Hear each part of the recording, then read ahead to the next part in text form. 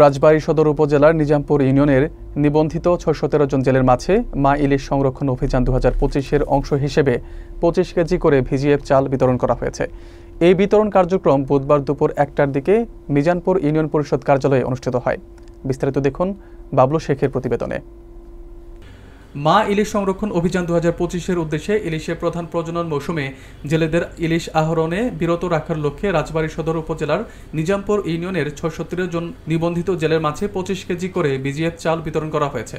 ১২ October দুপুর ১টায় মিজানগর union পরিষদ কার্যালয়ে অনুষ্ঠিত এই কার্যক্রমে উপস্থিত ছিলেন উপজেলা মৎস্য অধিদপ্তরের assistant clear officer Yakub Ali এবং মিজানপুর ইউনিয়ন পরিষদের প্যানেল চেয়ারম্যান মোহাম্মদ প্লাবন আলী। অনুষ্ঠানে ইউনিয়ন পরিষদের অন্যান্য প্রশাসনিক কর্মকর্তা এবং ইউবি সদস্যরা উপস্থিত ছিলেন। জেলেরা চাউল গ্রহণ করে মা ইলিশ আহরণে বিরত থাকার প্রতিশ্রুতি ব্যক্ত করেছেন।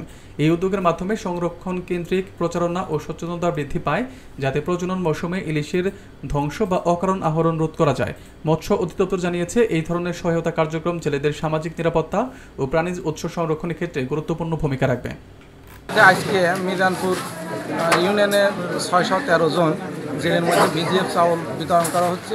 আমরা জেলেদের কাছে অনুরোধ জানাই যে এই ২২ দিন এই মা ইলিশ রক্ষা করে এবং ইলিশ সংবাদ বৃদ্ধির জন্য তারা যেন সহায়তা করে।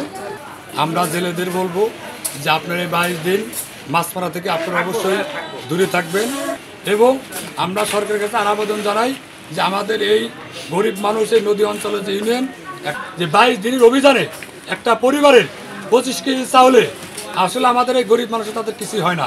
এদিন সরকারকে দাবি জানাই এই ২৫ কেজি পরিবর্তে আমাদের জন্য এই চালটি একটু বৃদ্ধি করা হয়।